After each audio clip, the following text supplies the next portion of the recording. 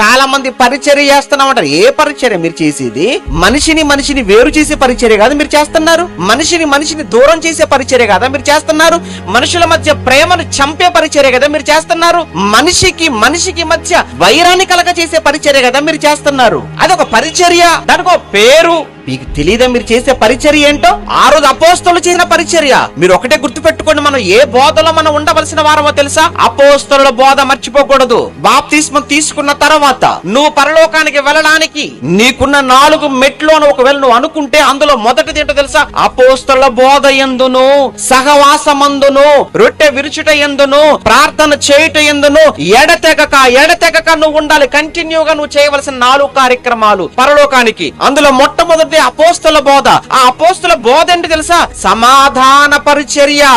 ఏం చేస్తున్నావు నువ్వు? వ్యక్తికి మధ్య గొడవలు పెట్టి, వ్యక్తికి మధ్య కలహాన్ని పెట్టి, వ్యక్తికి మధ్య మనస్పర్ధలను పెట్టి, వాళ్ళిద్దరూ కూడా వేరైపోతే, దూరం అయిపోతే చూసి ఆనందించాలనుకునే షాడిస్ట్ పరిచర్య నీది. కలిపే పరిచర్య కాదు నీది, విడగొట్టే పరిచర్య.